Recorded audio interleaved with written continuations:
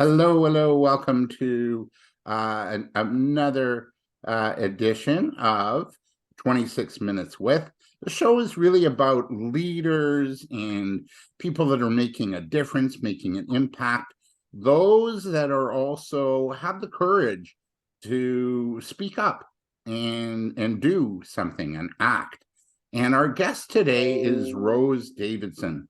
And really thrilled to have Rose with us. She is from the land down under, Australia. Rose is a multifaceted entrepreneur with expertise in online event management, podcasting, hosting, and production. She's also the creator and producer of a popular podcast herself called Talking with the Experts. Rose has empowered numerous individuals to leverage online media, disseminating their messages to a global audience. Recognizing the crucial role of branding for business, Rose is dedicated to helping clients establish unique and memorable brands through her podcast and online event management services. She provides valuable insights and strategies. She ensures businesses can differentiate themselves from competitors and create lasting impressions on customers. In her acclaimed podcast, Talking with the Experts, Rose offers practical advice and guidance for aspiring entrepreneurs, covering topics such as business inception, operations, and revenue generation. The podcast addresses common questions and concerns while sharing success stories and lessons learned from failures. This informative and engaging podcast to professionals seeking career advancement, skill development, or simply just a dose of inspiration. Beyond her professional pursuits, Rose co-founded Healing Through Love Australia. This is an organization committed to combating domestic violence in society. Through tireless efforts, they're making significant progress in creating positive change and shaping a safer world for all. And that's really what we're going to be talking about today with our guests, Rose Davidson. So Rose, welcome. Thank you, David. It's such a pleasure to be here. Thank you so much for the invitation. Oh, it's really a pleasure, and thank you for saying yes, which is, a lot of people, you'd be surprised, a lot of people don't even reply and don't even, not even a decline, like a polite decline. Just their loss. It's their loss. Yes, it is. It really is. So this domestic violence, healing through love, what got you interested in this? Because this isn't a light topic. It's not for the faint of heart. No, I am a survivor of domestic violence.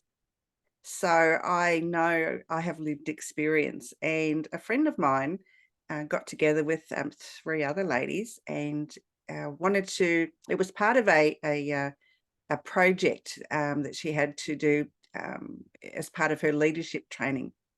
And they invited me to come to the meeting, and because my admin skills were, really top notch, they decided that they would invite me to do all the administration to get this project up and going.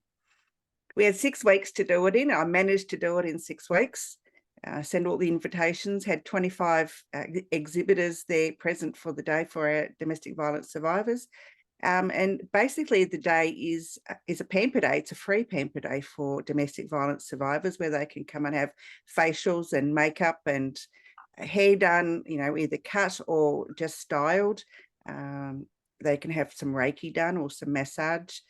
We also have a clothing store that all the items are free. So we get donations from others, and we offer these for free in case they need to go to an interview or have a court date or something and they don't have anything appropriate to wear, because a lot of these ladies leave without anything but the clothes on their back. So they are left, pretty much either homeless or possessionless, basically. So we just want to give them a little dose of love and nurturing, just even for one day. And and it's not only ladies that are currently in a domestic violence situation, it's for ladies who've come out the other side as well. We just like to pay it forward to the community, because domestic violence is such a devastating silent pandemic. Yeah, and talking about the pandemic, have you noticed an increase in cases since it began? Yes, If yeah, I so, do think you it's feel gone up that about 25%. that's what I was going to In ask? Australia, I don't know what the statistics are overseas, but 25% increase in domestic violence because they couldn't the perpetrator and the survivor or the victim survivor were in the same place, and so they didn't have anywhere to, the survivor didn't have anywhere to escape to because they weren't allowed to leave the house. So healing through love is an initiative, is one initiative. Hmm. But let's dig a little deeper. What are the root causes then of domestic violence, and how can we sort of really move to prevent it from happening? Well, there is no root cause, David. That's the problem. A lot of women will seek out partners that perhaps they've come from a family that had domestic violence, and so they unintentionally seek out partners that are, the same as maybe their father or their uncle or grandfather. So it's a family thing. It's just a tradition that keeps perpetuating itself. And really just takes someone to break that cycle. A lot of it is that the perpetrator, male or female, I'm not picking sides here because men are victim survivors of domestic violence as well, and which isn't reported as obviously as often as it is for male to female. However, sometimes there's a mental illness that no one's aware of. Sometimes it's just that the perpetrator is a bully, putting it plain and simple, and they just want to be controlled. They could be a narcissist or a sociopath or even a psychopath, really. Mhm. But any of those things that have mental illness issues around it, and a way to stop it, that's what we are trying to do. It's hard because it's such a secret, behind closed doors phenomenon. Mhm. So a lot of people don't report it. They don't, they either wear makeup or clothing to hide bruising and scarring and so forth. So it's really hard sometimes to even just to pick up that someone is actually going through a domestic violence relationship. You have a podcast as well, Healing Through Love podcast. Yes. And so you talk to survivors about their journey. What are some of the common threads that survivors of domestic violence have in common? I think mainly they're glad that they're out the other side. It was really difficult, especially if there's children involved. It's more difficult because a lot of times survivors will stay because of the children, not realizing that they are doing more harm to their children by staying than if they leave, because at least if they leave, they can get the child away from the violence that is happening in the home, because children aren't silly and they're not deaf and they're certainly not blind, and they can tell when something's not right, and they're more perceptive than adults. And so that is more the common thread, I think, the freedom and how they could rebuild their lives and become a whole person again and, make decisions. I have a story to share, if I Mhm. may. Please, yeah.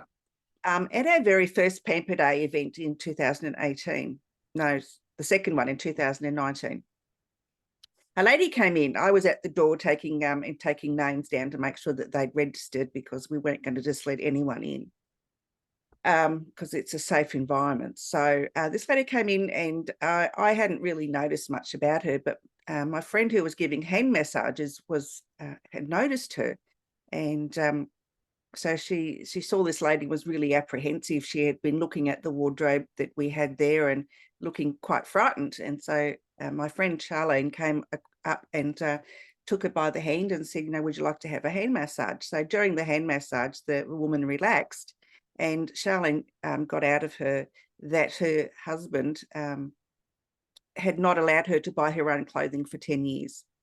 And then Charlene asked about why her hair was so short, because she thought maybe she'd had some chemo, and her husband had made her shave her hair every day, or, when it got a bit longer, so that she wouldn't be attractive to other men. But, she was so overwhelmed by the wardrobe that, because she couldn't make a choice, because she'd never been allowed to for 10 years.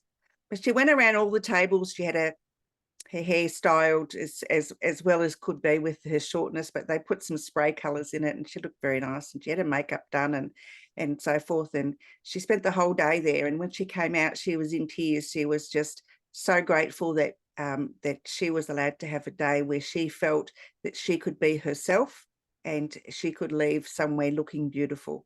And she couldn't thank us enough. And every time Charlene and I tell that story, we get quite emotional because, you know, we helped one person, and that's our goal. If we can just help one person only, through our Pamper Day events, then you know, our job is been worthwhile.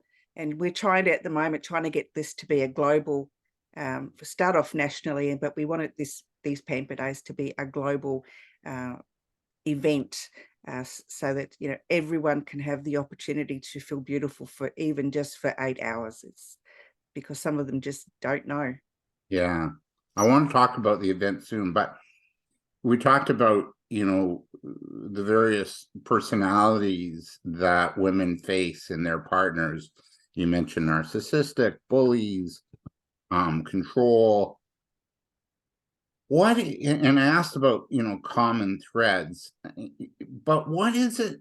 What leads to that moment where they say, enough's enough, I'm leaving? Because to me, that takes a lot of courage, but it's also like, it really is. I've had enough. I can't do this anymore. So Personally, it's the will to survive. They don't want to die because they know the next time could be their last time. You know, they could be beaten to death or shot or anything. You know, we had one not so long ago. She had left her husband. She had a domestic violence order out against him, a protection order, but he tracked her down and soaked the car and her in petrol, locked the car, took the keys off and locked the car and set the car on fire, and they all perished. So now there's a law called coercive control, and it's named in her honour. So that coercive control is now a seen it's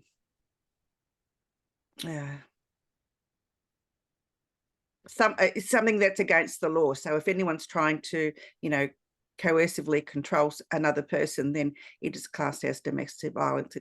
And it took a tragedy as such as that to bring new laws into this country. And it's quite sad that it does take a tragedy for laws to change, because the laws around domestic violence up until, I'd say, 4 or 5 years ago, were very, very soft on the perpetrator. And, you know, really women that and men who had protection orders out against the abuser, you know, quite often they didn't work. And, you know, they were forced to leave, change their names, you know, adopt a whole new identity. And I've known women that have done that because they're frightened, even after 20 years, that their ex-partner will find them. how do you not let a case like that get in the way of the work you're doing? It's difficult. It's difficult not to, especially when you're heart-centered. It's Mm. and it's an empathetic. Charlene is very empathetic, and it's really difficult not to take on board those feelings that, you know, that the person may be having, and to, you know, want to jump in and help. But sometimes standing back and letting them do it on their own is better for them, because you know, they've probably not been allowed to stand on their own before. They've always been either financially controlled, religiously controlled, you know, controlled in other ways. And so once they can see and feel that they have power to make choices for themselves, sometimes it's just best to let them do that and just stand in the background, letting them know that, you know, there is support available for them, so that you know, there's someone that they can lean on. But doing it for them is not going to help. No, true.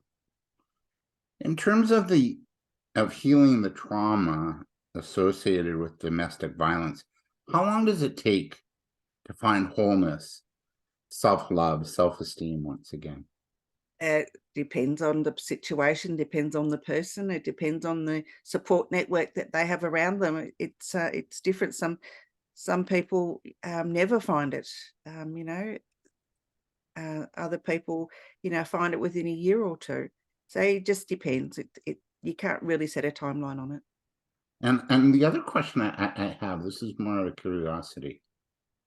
How willing are they to jump back into a relationship? Uh, some because they don't know anything else about, other than having a partner. That's what happened to me. I left home at 14 for family reasons. I had no choice, but I jumped from one relationship to another. Each one was abusive in their own way.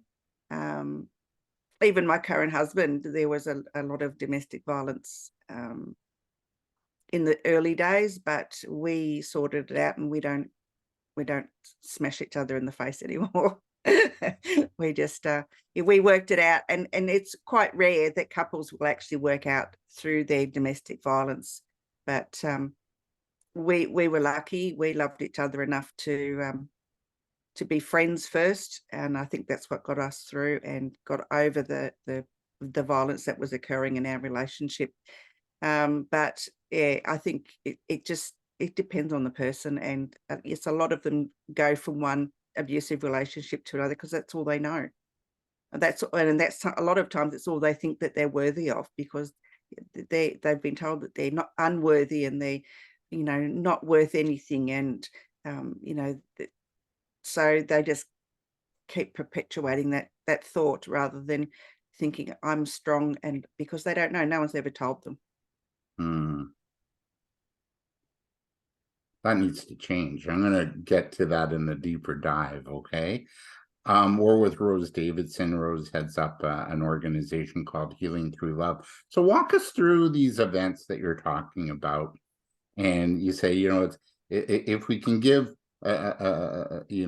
someone who's gone through domestic violence just one day of pampering and care and love, walk us through, a typical day, and then also like an outcome.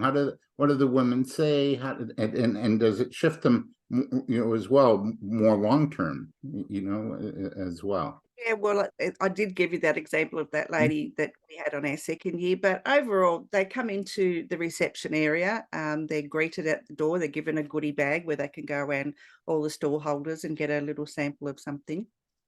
And then they just go around from table to table. I think the last one that we had in 2021, we had 35 exhibitors. So there was 35 businesses that gave up their time for the day to, in some form or other, to pamper these ladies. So you go to the first place you go is Charlene's table. She's always first. You always get the hand massage first. That is because it relaxes you, and the way, and she talks you through, and her voice and just everything is just so soothing. And so that starts off your relaxation journey, and then you may go to a table where there's a facial. You might get yourself a facial, and then you might go to another table where there's some financial support or some government support, because we have government agencies come along on the day as well. Alcoholics Anonymous, women's support networks. We've had the police involved in the state where we hold the pamper days. They've come and given information about some of the laws and things that could help them stay safe in some of the places that they can go to, where they can find shelter. They might go to the hairdresser and have a haircut or a trim, and a lot of sometimes they bring their children. So sometimes their children haven't had a haircut for a year, so they get their haircut as well. And we have activities for children. So we have a room where the children can go and play, and mum can go and just relax for an hour or so on her own. We have people giving neck and shoulder massages. We have people giving Reiki. We have people with meditation. They can go and meditate for 20 minutes. And we have quantum healing modalities there. We have lots of things. They can get something to eat. That there is a charge for the food, because most people don't donate totally. They will donate a portion of it, but we like to raise money for Healing Through Love as well. So we use it as a gold coin donation. And our gold coins are $1 and $2 coins. They're not made of real gold though; they're just gold coloured.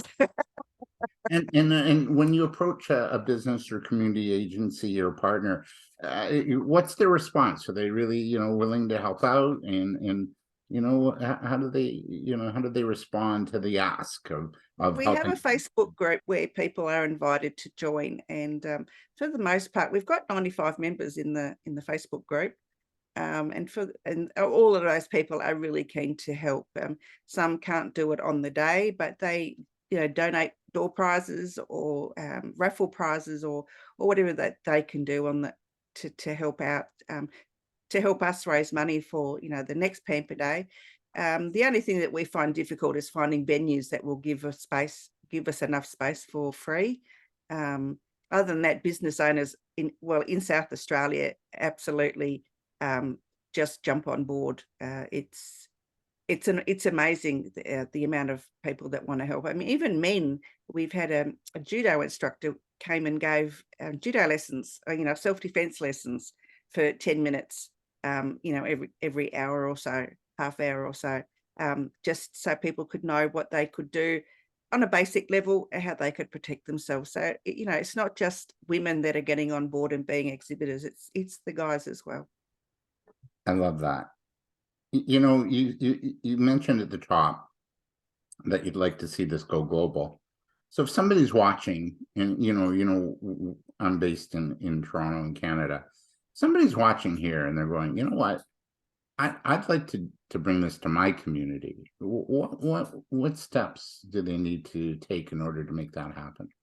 Well, they could reach out to me at hello@htlaustralia.org. So that's HTLAUSTRALIA.org. And they could just, send me an email voicing their interest in holding an event in their city or town. There are steps. We're trying to keep the Healing Through Love, so it's got to be called Healing Through Love. It can't be called anything else. And we have processes that we would like new people to do, so that everything stays the same. We're not franchising as such, but it's the same sort of rules as if it were a franchise. Yeah. How do these events then have an impact on domestic violence?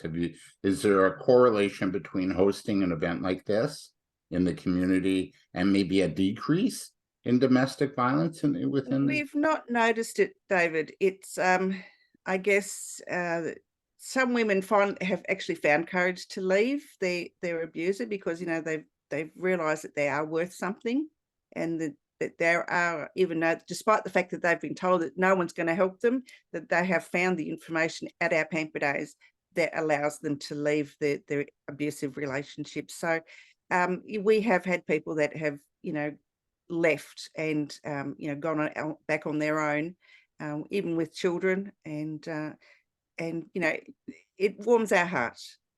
As I said, if we can help one person, it makes it all worthwhile. Yeah. And I'd imagine it'd be hard to sort of quantify a decrease in domestic violence with those events. That would be hard. Yeah, it would be hard because we don't know. We've only got names, and we don't have backgrounds or anything like that. We don't collect that information. But again, if one person was to leave that situation and start their own life, that would be amazing, as you said. Absolutely. There's the old saying, it takes a village to raise a child. I guess it's the same in the case of domestic violence too, no? Absolutely, yeah. It takes a group of people to put a stop to it. You've got to speak to your politicians. You've got to make the laws stronger. You've got to make the sentences longer. You've got to make it so that the perpetrator, male or female, knows that if they are violent towards their spouse, partner, even same-sex relationships, there's consequences. That they, when they're found out, that they're going to pay. And with a strong punishment. But at the moment, there's not enough deterrence for people, and it's got to be made stronger.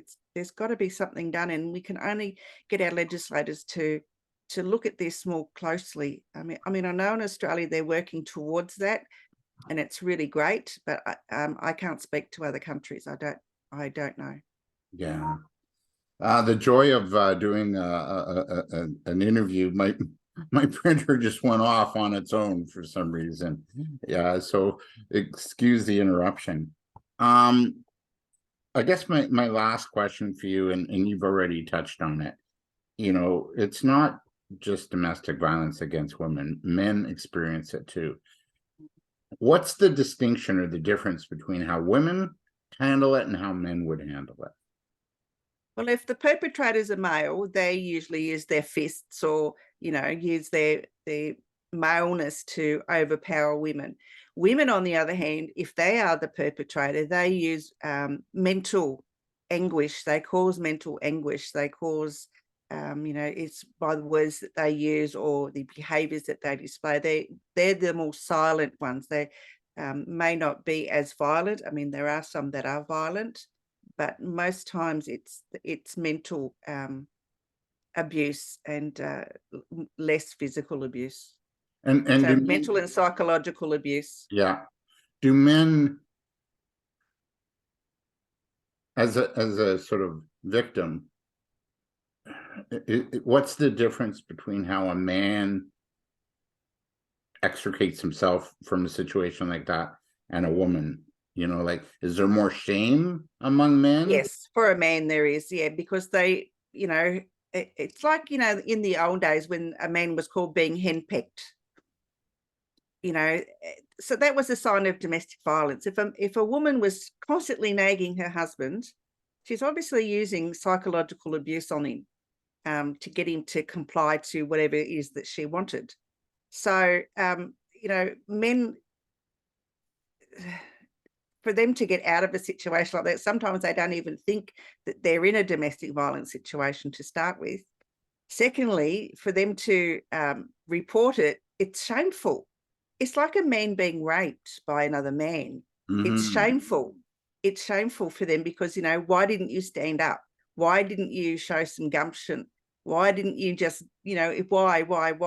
And it's constantly on them to, justify the reasons why they didn't leave. And as I said, a lot of them don't even know that they're in it, because if their mother was a nagger and then they marry a wife that's a nagger, they don't know that they're being abused. They just think it's a natural part of life. Or but it's not. Demeaning, like you're not good enough, you don't earn enough, you're not enough. Like messages like that are damaging, right? Oh, you just went mute. You went mute. Yeah, they just don't want to. They don't want to tell anybody because they feel like they're cowards, and they're not. They're just programmed different.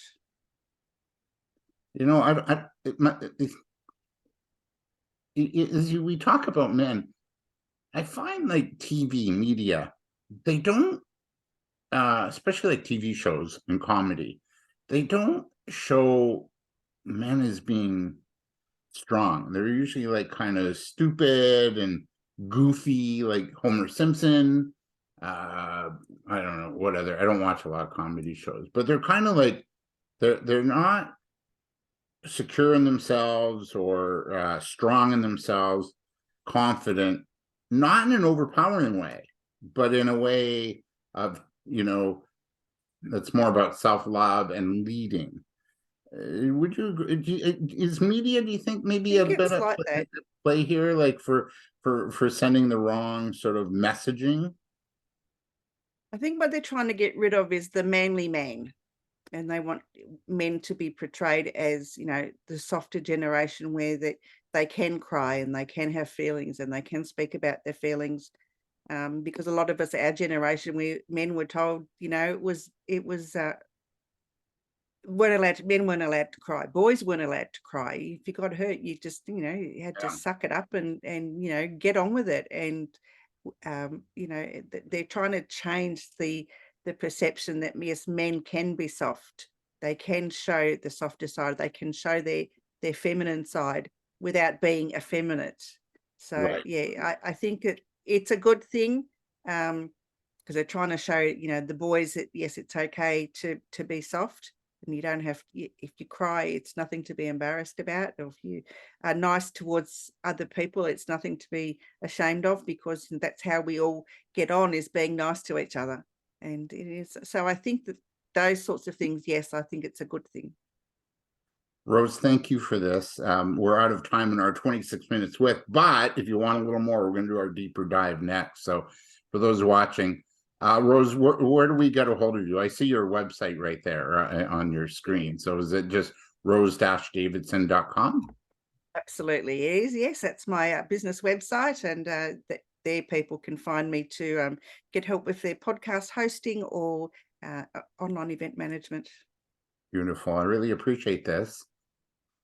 My pleasure, David. Thank Yeah. you so much for having me. That was Rose Davidson. She joined us from her home office in Tasmania, in southern the south part of Australia. Now, if you want a bit more of 26 minutes with, stay tuned. Click below for our deeper dive. It's this podcast about leaders, change, and impact makers, and those with the courage to speak up and be heard. We'll be right back with a deeper dive next. You just need to click below for our deeper dive conversation.